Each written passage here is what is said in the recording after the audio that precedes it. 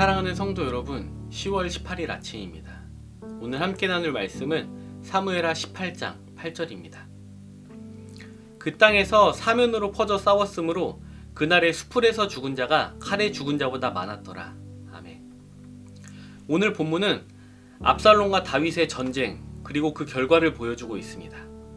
둘 중에 하나는 죽어야 끝이 나는 이야기입니다. 이 이야기는 거슬러 올라가면 다윗의 죄로부터 시작된 이야기입니다. 다윗은 서슬퍼런 권력을 이용해 자신의 욕망을 이루었습니다. 하나님은 나단 선지자를 통해 암몬 자손의 칼로 우리아를 죽인 다윗의 집에 칼이 떠나지 않을 거라고 말씀하셨습니다. 다윗 자신이 칼을 휘두르는 사람이었고 암논은 욕망에 충실한 사람이었습니다. 압살롬은 아버지의 절차를 착실하게 따라가는 사람이었습니다. 그리고 요압은 무자비한 사령관이었습니다. 이들이 다윗의 이웃들이었습니다. 이들 모두 칼을 만들어내는 사람들입니다. 그리고 이들이 만들어가는 이야기에 온 이스라엘이 같이 휘말렸습니다. 이기는 쪽이 모든 것을 차지하게 됩니다. 두 진영은 그렇기에 최선을 다해 전쟁을 준비했습니다. 그러나 전쟁의 승패는 이들의 손에 있지 않았습니다. 오늘 본문 8절은 이렇게 말합니다. 수풀에서 죽은 자가 칼에 죽은 자보다 많았더라. 이 말은 이 전쟁의 성격을 보여줍니다. 여호수아 10장에서도 이런 전쟁이 나옵니다. 11절입니다. 그들이 이스라엘 앞에서 도망하여 베토른의 비탈에서 내려갈 때에 여호와께서 하늘에서 큰 우박덩이를 아세가에 이르기까지 내리심에 그들이 죽었으니 이스라엘 자손의 칼에 죽은 자보다 우박에 죽은 자가 더 많았더라. 전쟁의 승패를 결정하는 것은 하나님이셨습니다. 사무엘하 17장 14절은 이렇게 말합니다. 압살롬과 온 이스라엘 사람이 이르되 아렉 사람 후세의 계략은 아히도벨의 계략보다 낫다 하니 이는 여호와께서 압살롬에게 화를 내리려 하사 아히도벨의 좋은 계략을 물리치라고 명령하셨음이더라. 이미 전쟁이 시작하기 전부터 전쟁의 승패는 정해져 있었습니다. 하나님이 다윗의 손을 들어주셨습니다. 그렇다면 왜 다윗은 이겨야 했을까요? 다윗의 어떤 조건 때문에 다윗이 승리하게 된 것일까요? 압살롬과 다윗 둘 다 권력의 힘을 이용해 살인과 간음을 저질렀습니다. 자신의 욕망을 위해 힘을 사용한 사람들입니다. 다윗은 회개했고 압살롬은 회개하지 않았기 때문에 하나님이 다윗의 편을 들어주신 걸까요?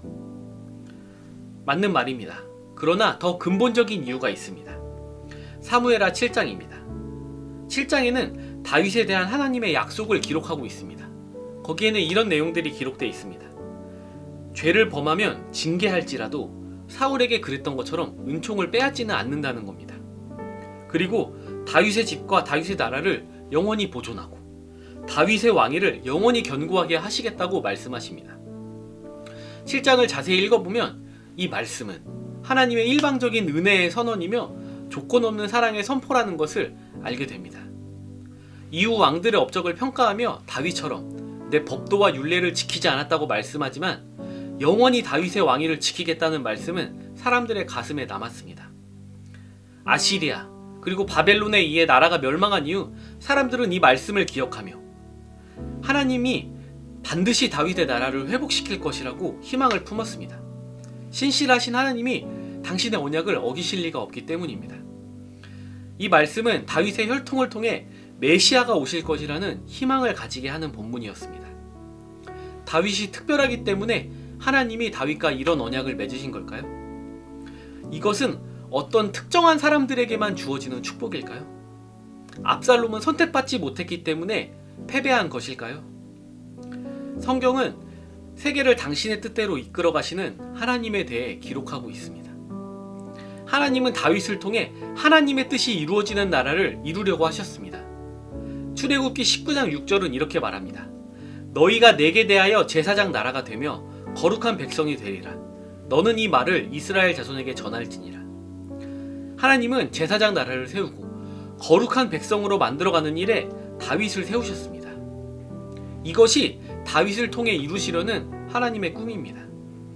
더 앞으로 가면 아브라함에게 주어졌던 비전을 살펴볼 수 있습니다. 창세기 12장 1절에서 3절은 하나님의 말씀에 따라 모든 것을 두고 떠나는 아브라함에게 주어지는 축복의 말씀입니다. 3절입니다. 너를 축복하는 자에게는 내가 복을 내리고 너를 저주하는 자에게는 내가 저주하리니 땅의 모든 족속이 너로 말미암아 복을 얻을 것이라 하신지라. 하나님은 단순히 아브라함이 아니라 땅의 모든 족속이 하나님의 복을 함께 누리길 원하셨습니다. 이 일을 위해서 사람을 세우신 겁니다. 하나님이 아브라함을 택하시고 다윗을 택하신 것은 어느 특정한 인물, 특정한 집단, 특정한 나라를 축복하기 위해서가 아니었습니다. 땅의 모든 족속이 함께 하나님의 복을 누리는 것이 하나님의 마음속에 있는 꿈이었습니다. 제사장 나라를 세우고 그들을 통해 거룩함이 이 땅 가운데 확장되어 가는 것이 하나님의 꿈이었습니다. 다윗에게 주어졌던 은혜의 약속, 아브라함에게 주어졌던 축복의 말씀은 그렇게 우리 모두를 향해 있습니다. 이런 말이 있습니다. 사랑을 받아본 사람이 사랑할 줄 안다. 이 말은 절대적으로 맞는 말은 아니지만 우리는 이 말에 어느 정도 공감할 수 있습니다. 우리는 하나님의 한량없는 은혜를 받은 사람입니다. 하나님의 한이 없는 사랑을 받은 사람입니다. 그렇기에 우리는 사랑할 수 있는 사람입니다. 사랑하는 성도 여러분, 칼을 만들어내는 자가 되지 말고 이웃을 향해, 주변을 향해 사랑을 흘려보내는 사람이 되시길 예수님의 이름으로 축복합니다. 기도하겠습니다. 하늘에 계신 우리 아버지여, 이름이 거룩히 여김을 받으시오며 나라가 임하시오며 뜻이 하늘에서 이루어진 것 같이 땅에서도 이루어지이다. 오늘 우리에게 일용할 양식을 주시옵고 우리가 우리에게 죄 지은 자를 사하여 준 것 같이 우리 죄를 사하여 주시옵고 우리를 시험에 들게 하지 마시옵고 다만 악에서 구하시옵소서. 나라와 권세와 영광이 아버지께 영원히 있사옵나이다. 아멘.